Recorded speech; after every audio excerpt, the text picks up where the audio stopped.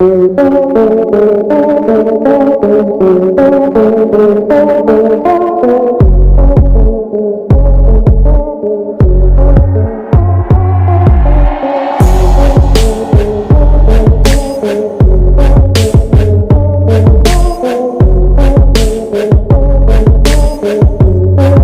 kisah Panglima ABRI yang tak mau dikawal hingga dipasang intel yang nyamar jadi tukang rokok.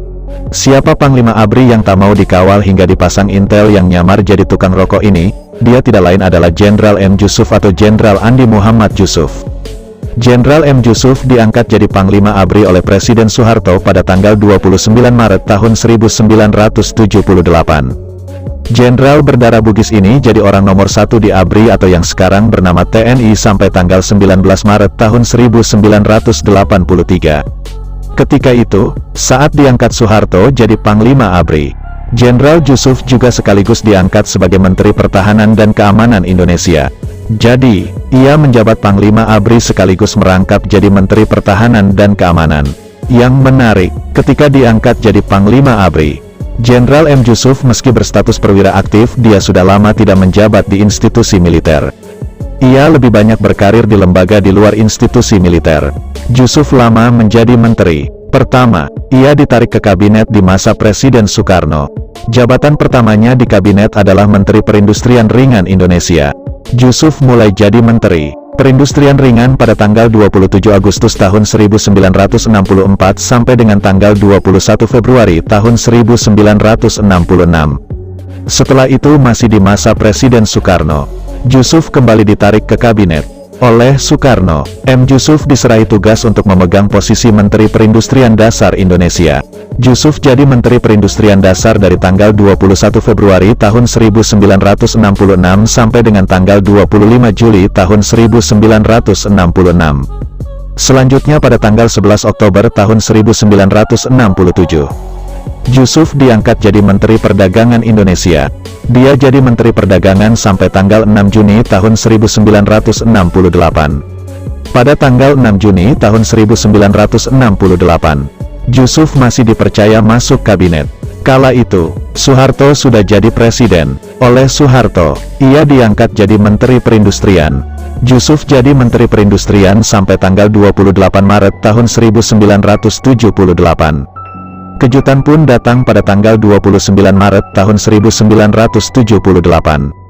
Soeharto memilihnya jadi Panglima ABRI menggantikan Jenderal Maraden Panggabean. Waktu itu, tak ada yang menyangka jika Jusuf yang akan dipilih Soeharto jadi Panglima ABRI. Mengingat Jusuf meski perwira aktif lama tak memegang posisi di institusi militer. Jusuf sendiri adalah salah satu jenderal dari 3 jenderal yang berperan dalam keluarnya surat perintah tanggal 11 Maret atau yang lebih dikenal dengan sebutan Super Semar. Super Semar adalah surat sakti yang digunakan Letjen Soeharto. Saat itu masih Menteri Panglima Angkatan Darat untuk membubarkan PKI.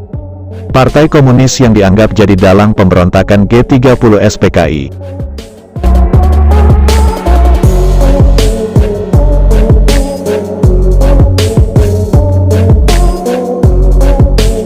Selama jadi Panglima ABRI, Jenderal M. Jusuf dikenal sebagai Panglima yang dekat dan dicintai para prajurit. Ia jarang ada di markas. Waktunya selama jadi Panglima ABRI lebih banyak dihabiskan untuk berkunjung ke barak-barak prajurit. Jusuf getol memastikan kebutuhan prajurit terpenuhi mulai dari sandang, papan dan pangannya. Karena itu pula Jusuf dikenang dan dicintai para prajurit. Jenderal M. Jusuf juga dikenal sebagai Panglima ABRI yang tak mau dikawal berlebihan. Bahkan, keputusannya untuk tak mau dikawal itu bikin anak buahnya cemas khawatir. Sampai-sampai untuk menjaga keamanan dan keselamatan Jusuf, di sekitar rumah dinas Panglima ABRI dipasangi intel yang menyamar jadi tukang rokok. Nah, soal ini, Letjen Rais Abin yang pernah jadi staf pribadinya selama Jusuf jadi Panglima ABRI punya cerita. Dalam buku, catatan Rais Abin, Mission Accomplished, yang ditulis oleh Dasman Jamaluddin. Rais Abin yang pernah jadi Panglima pasukan PBB di Timur Tengah ini bercerita. Sejak Jusuf jadi perwira lalu jadi Pangdam Hasanuddin di Makassar, Jusuf tidak mau dikawal, walau pernah mau dibunuh seseorang di dekat Parepare. Pun saat M. Jusuf menjadi Menhan dan Panglima ABRI, dia juga menolak dikawal. Akhirnya terpaksa Beni Murdani menempatkan beberapa intel di depan rumah Jusuf. Menyamar sebagai penjual rokok, kata Rais Abin dalam buku Catatan Rais Abin, Mission Accomplished.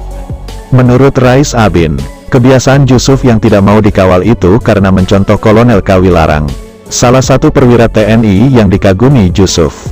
Jusuf pernah jadi ajudan Kawilarang. Menurut Rais Abin, M. Jusuf banyak berguru kepada Kawilarang. Kawilarang adalah sosok perwira yang memiliki loyalitas yang tinggi kepada atasan. Tetapi bukan loyalitas buta. Sebagai militer Kawilarang seorang yang tegas. Dalam arti tidak ada keraguan dalam memutuskan sesuatu. Selain itu, kata Rais Abin, Kawilarang juga sangat dicintai para prajuritnya. M. Jusuf kemudian memang menyontoh sikap Kawilarang yang sangat dekat dengan prajurit, kata Rais Abin.